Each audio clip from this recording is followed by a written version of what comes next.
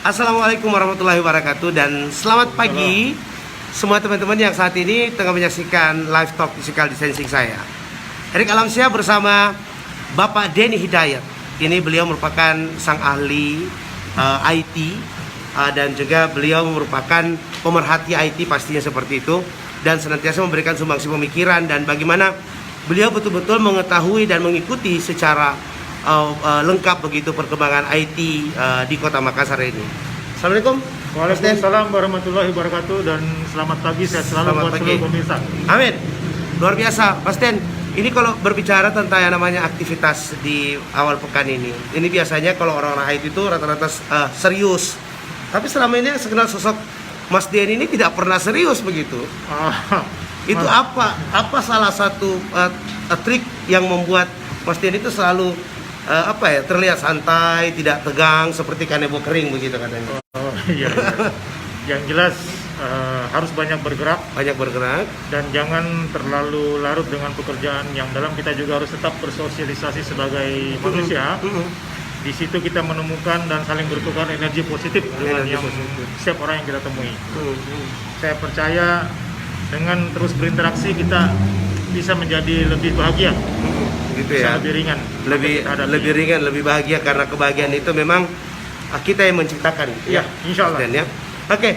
Nah, baik. Ini terkait dengan kita semua di Kota Makassar menyambut pilkada pada 9 Desember nanti. Ini sudah ada beberapa wacana-wacana juga. Di masa pandemi ini, pemilihan kepala daerah ini banyak sekali yang mengupas secara total bahwa ternyata katanya pilkada ini sangat begitu rentan sekali dengan penyebaran virus corona. Karena akan ada berkumpulnya orang, terus juga alat peraga yang dipakai seperti itu. Hingga muncul ada dari tahun lalu sebenarnya wacana ini muncul untuk electronic vote atau electronic voting. Makassar apakah sudah siap untuk itu?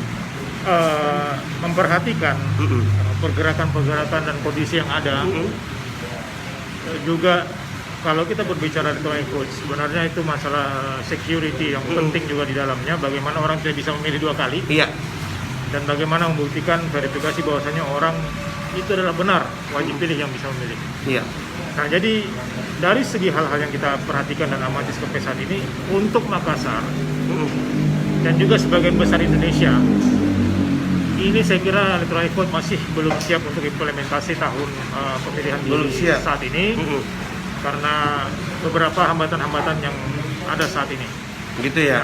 Dari segi infrastruktur juga? Iya, dari segi infrastruktur. Sebenarnya ada beberapa gagasan-gagasan untuk bisa melaksanakan pilkada dengan berbasis blockchain, teknologi blockchain. Jadi itu saya kira bisa lebih terintegrasi, lebih secure juga. Tapi mengenai studi-studi ini tentunya harus ada landasan hukumnya untuk pemilihan tersebut berbasis elektronik, atau di belakangnya entah itu berbasis electronic vote, berbasis konvensional atau berbasis blockchain.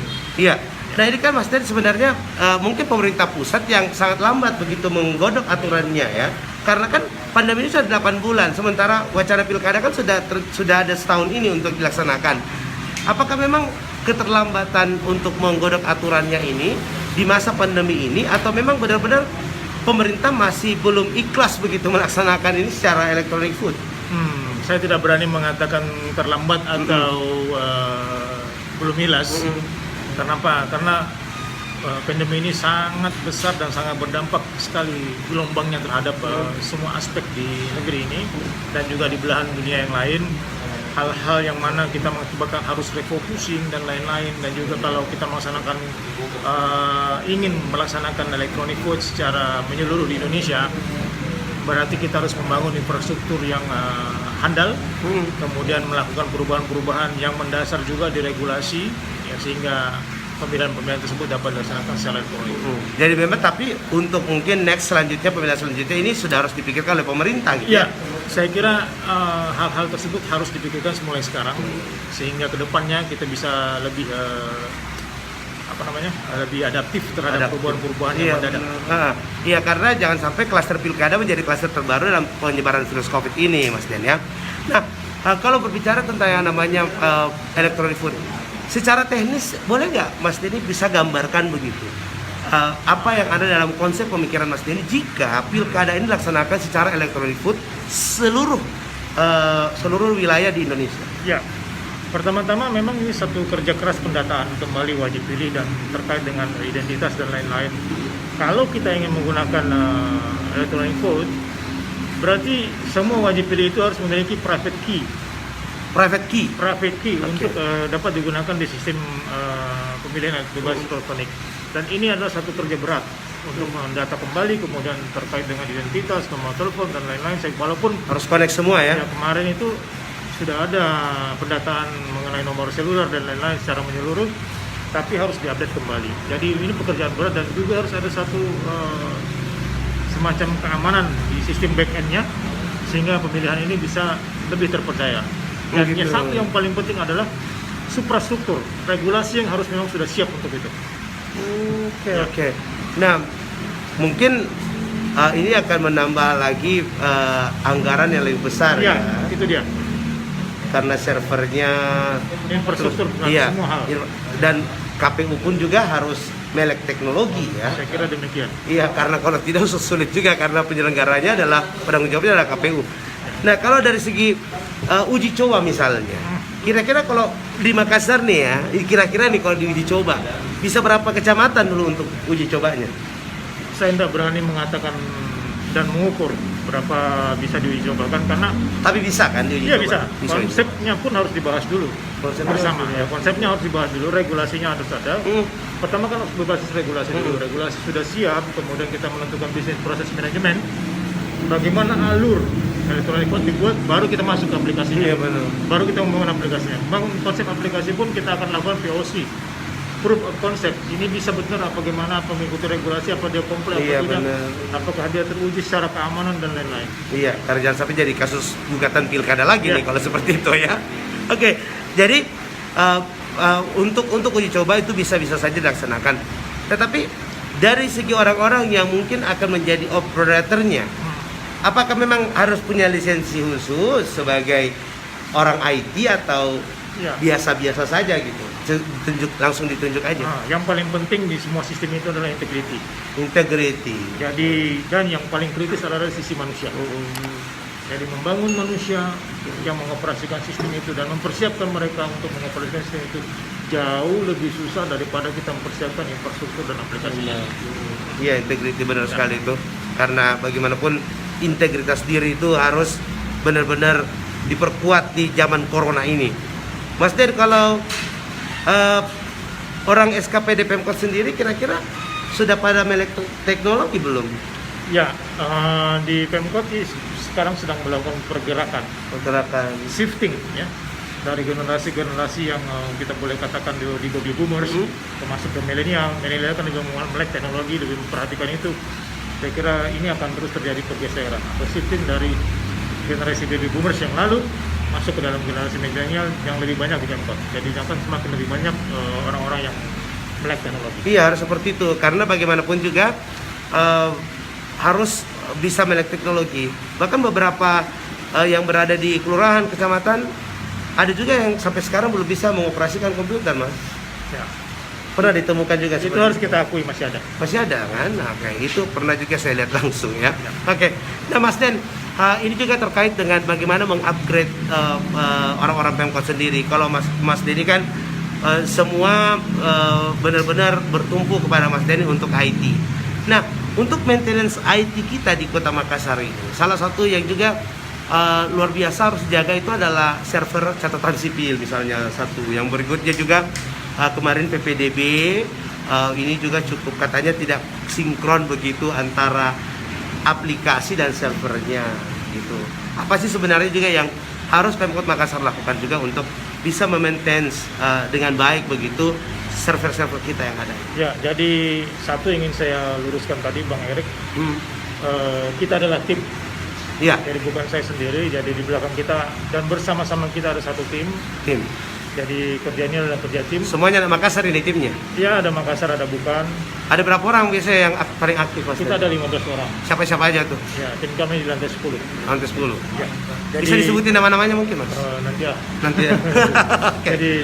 Jadi untuk menjaga, kita harus akui kalau tadi ada selentingan muncul bahwasanya ada tidak sinkron, itu adalah kerja-kerja yang berat. Misalnya di PPDB kemarin data pemilih, data siswa dan itu terkait dengan Dapodik.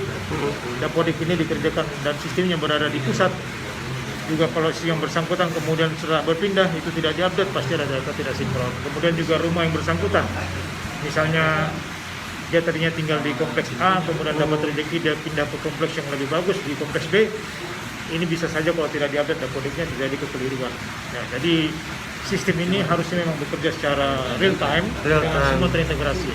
Jadi membangun integrasi dan interoperabilitas data adalah satu hal besar yang harus ada segera di Makassar. Jadi hal-hal ini harus kita siapkan. Mudah-mudahan ke depan kita akan segera memiliki bagaimana sistem terintegrasi dan sistem yang bisa interoperabilitas antara sistem yang satu dengan sistem yang lain.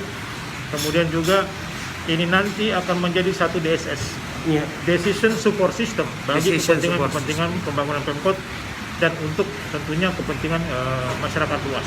Oke, menarik ini Mas Den. Ini juga Dinas Pendidikan lagi menunggu kuota 35 giga untuk anak-anak kita. Ini masih agak rancu juga nampaknya di lapangan ini untuk data-data siswa dan data nomor handphone mereka. Nah, Mas Den sempat ikut nggak untuk membahas ini atau sempat mengikuti pemberitaan ini? Ya, jadi pada bulan Juni tanggal 6 dan kemudian kita masuk ke bulan Juli, ini kita bahas juga di Agustus kemarin bersama Dinas Pendidikan. Ayo dong, apa yang bisa dibuat oleh provider telekomunikasi atau yang jelas mereka untuk membantu kepada masyarakat luas khususnya peserta didik dan juga para guru, apa yang bisa dibantu untuk mereka yang sekarang banyak dan tidak bisa pergi ke sekolah dan harus masuk secara online. Nah, akhirnya diberikanlah satu paket yang atraktif, menarik, dan kita sudah beberapa sudah saya dengar sudah dibagikan oleh Dinas Pendidikan, dan juga ada paket yang diambil dari BOS operasional itu khusus untuk pengadaan gadget benar. Saat itu 3.000 unit. Nah, kita harapkan di gadget ini sebenarnya bisa ada MDM, Mobile Device Management, karena ini miliknya negara yang dipinjamkan kepada masyarakat. Oh, itu dipinjamkan ya? Dipakai mereka dan kemudian nanti kalau mereka udah ini bisa kita gunakan yang lain. Nah, harusnya paket itu supaya dia tepat sasaran, 35 giga dipasang di perangkat tersebut dengan Mobile Device Management, dan paket itu hanya bisa digunakan untuk kepentingan pendidikan. Bukan mengakses yang lain? Bukan mengakses game online atau video streaming dan lain-lain. Tapi kenyataannya kan bisa itu.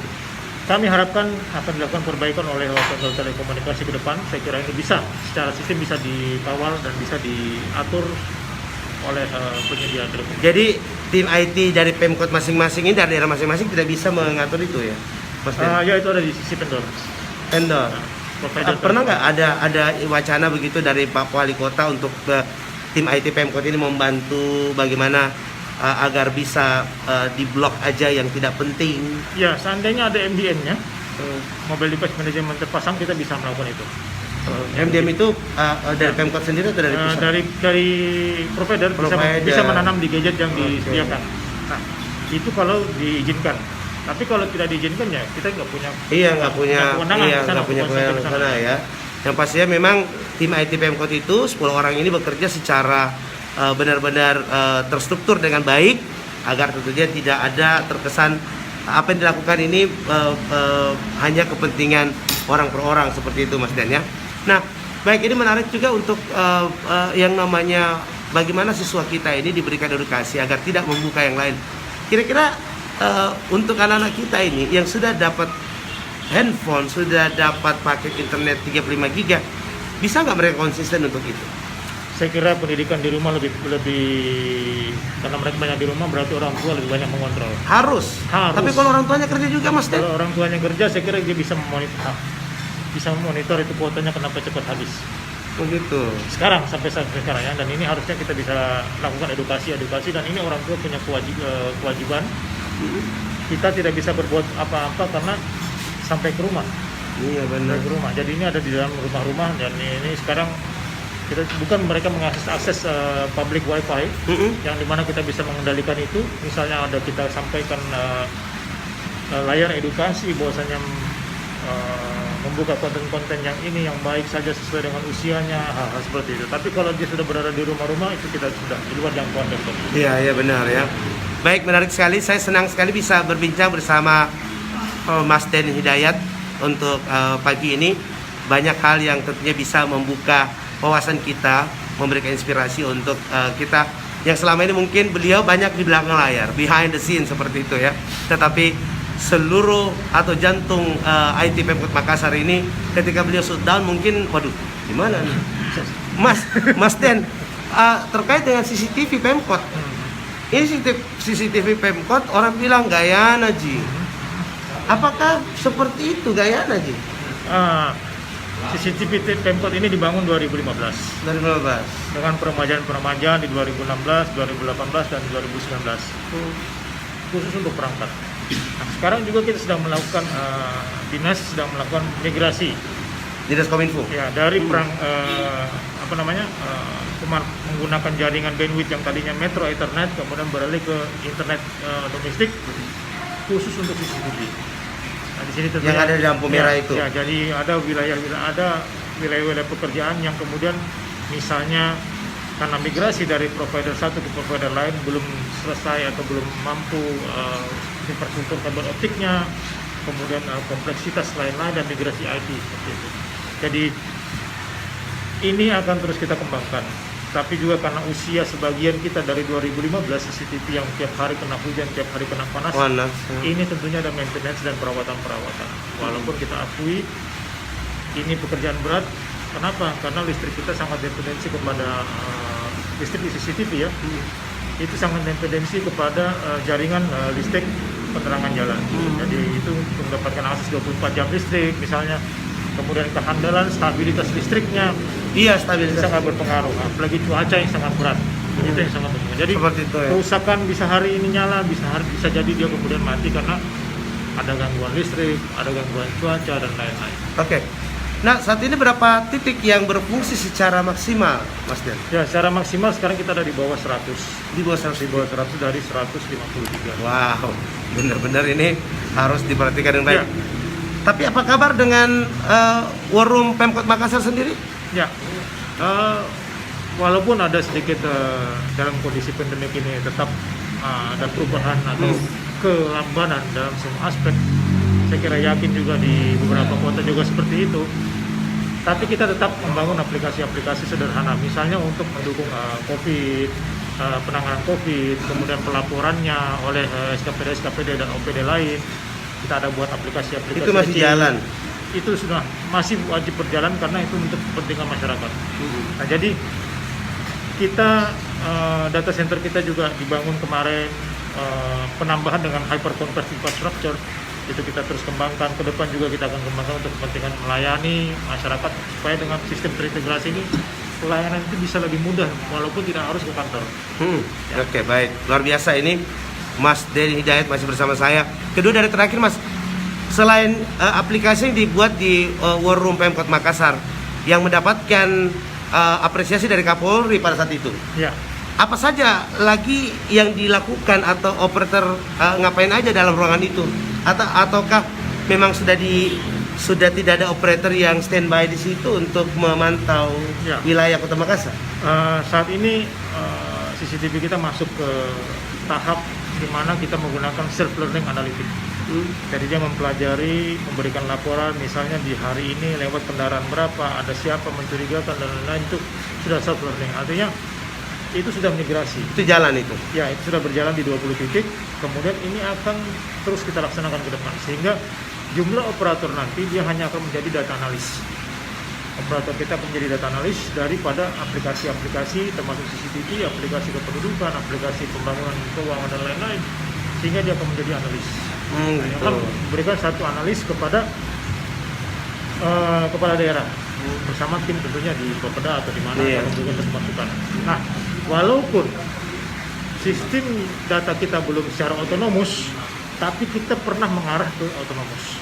Dan akan ke depan kita laksanakan bagaimana data itu bisa menjadi BI, business intelligence, secara otonomus. Business intelligence kita apa? Pelayanan publik. Nah, jadi masuk ke dalam. Iya, pelayanan publik. Pelayanan publik kita itu misalnya di Kecamatan Raffles ini ada kegiatan apa di sana dari sektor ekonominya. kemudian dari pendidikannya dan lain-lain. Apa sih sektor yang kita stimulus ke sana kemudian bisa mengangkat kesejahteraan masyarakat? Itu akan kita ambil melalui nanti ke depan autonomous business intelligence. Gitu ya. Oke. Nah baik Mas Dan, yang terakhir dalam masa pandemi ini kan semua orang beramai-ramai melaksanakan virtual meeting Zoom maupun juga pertemuannya secara online begitu. Seberapa kalau presentasinya seberapa peningkatan masyarakat kita ini melek IT dalam masa pandemi corona ini? Saya tidak pernah mengukur itu. Secara. Tapi pasti Mas Denny melihat ada perkembangan signifikan. Sangat signifikan dalam menggunakan menggunakan perangkat IT untuk bisa berkomunikasi dan memanfaatkan IT itu ke sisi yang lebih produktif. Misalnya sisi yang produktif ini misalnya apa bisnis meeting di melalui via IT. Kemudian di sana juga bisa mendorong ekonomi misalnya. Dengan menggunakan ini mereka transaksi secara online. Iya, penjualan online juga meningkat. Sangat meningkat. Yang bertahan saat ini hanya itu. Misalnya kita melihat di Jakarta, di Pak Anies, minggu ini mereka mengadakan festival kuliner. Festival kuliner secara online, pemesannya secara online, tapi tetap festival kuliner itu berjalan. Ini saya kira harus dipikirkan semua daerah bagaimana mendorong sektor itu tetap tumbuh. Mendorong sektor itu tetap terjadi transaksi dan tumbuh sehingga ekonomi tetap berjalan walaupun tidak harus secara Iya benar. Paling tidak efek di rumah aja ini bisa benar-benar mempergunakan aplikasi belanja online begitu ya. Pemesanan online, GoFood, GrabFood ya kan? Dan ada juga Maxim sekarang yang hadir baru saja ada di Makassar ini. Baik, saya senang sekali bisa mendapatkan banyak inspirasi walaupun beberapa menit. Yang terakhir Mas Den, apa yang Mas Den ingin pesankan untuk seluruh warga masyarakat di Kota Makassar ini untuk bisa memanfaatkan teknologi dalam masa pandemi ini dengan produktif, menghasilkan dan tidak lagi membuka situs-situs yang dewasa dan tidak etis. Ya, jadi walaupun blokir terhadap layanan-layanan situs yang sudah cukup dewasa, misalnya tidak boleh disaksikan semua masyarakat, ini sudah semakin terkendali dengan sistem yang dikembangkan oleh Nawala dan bersama provider. Tetapi saya pesankan kedewasaan dalam mengakses itu ada di diri masing-masing. Pengendaliannya ada di dalam diri masing-masing dan khusus kepada orang tua kami pesankan untuk terus mengawasi anak-anaknya, memberikan secara pendidikan pendekatan yang lebih dewasa, misalnya kepada anak-anak. Pengawasan itu apa? Harus ngecek handphone anak-anak? Tidaklah. Jadi melakukan pendekatan diskusi. Tadi ngapain nak? Misalnya ini bagaimana nilai sekolah kamu? Bagaimana ini? Jangan beri kesempatan dia untuk bersendiri-sendiri. Iya. Karena dia bisa kemana? Cobalah lakukan pendekatan secara humanis. Iya. Karena pendekatan itu akan lebih bermanfaat daripada kita langsung jangan gini-gini. Saya kira kedewasaan itu harus hadir di masyarakat kita khususnya dalam rumah. Oke, luar biasa. Jadi tidak lagi zamannya orang tua belikan handphone anak-anak, belikan kuota, dia main sendiri dalam kamarnya. Iya. Dibiarkan sampai 24 jam seperti itu ya. Sebenarnya ada aplikasi-aplikasi untuk bisa melihat apa akses anak-anak. Ada, boleh dibagi nggak? Ya itu bisa kita pasang di router kita. Oh gitu ya. Di router wifi kita di rumah jika menggunakan wifi itu bisa kita pasang. Bisa juga kita ada namanya parental guide kalau di router itu kita bisa lihat dan kita bisa matikan. Itu bisa di-download oleh masyarakat itu sudah bawaan setiap router. Ada. Jadi sudah bawaan kita bisa matikan secara otomatis. Misalnya waktu dia tidur jam 8 malam, nanti jam 4 subuh baru sistem itu bisa baru diatur mereka ya untuk mungkin ada 8 jam, ada 5 jam seperti itu ya. Baik, terima kasih Mas Denny Hidayat, beliau juga di Diskominfo Kota Makassar sudah bersama saya untuk live talk physical distancing. Banyak hal dan nanti akan ada episode selanjutnya untuk kita ngobrol bersama beliau terkait dengan peningkatan IT kita, kemajuan IT kita di Kota Makassar. Intinya, kalau saat ini Makassar disuruh memilih untuk electronic voting, penegasan beliau belum siap seperti itu. Semoga Makassar siap dan menyiapkan infrastrukturnya untuk pilkada yang akan datang seperti itu, Mas ya. Ya. Oke, baik. Terima kasih Bapak Denny Hidayat untuk waktunya hari ini di Talk Physical Distancing. Terima kasih untuk yang sudah menyaksikan dan semoga ini bermanfaat. Bapak Hamzah Bakri Muhammad asik live talk sambil ngopi. Mantap banget ya. Oke, baik. Terima kasih untuk yang sudah menyaksikan. Saya Erik Alamsyah. Wassalamualaikum warahmatullahi wabarakatuh. Waalaikumsalam.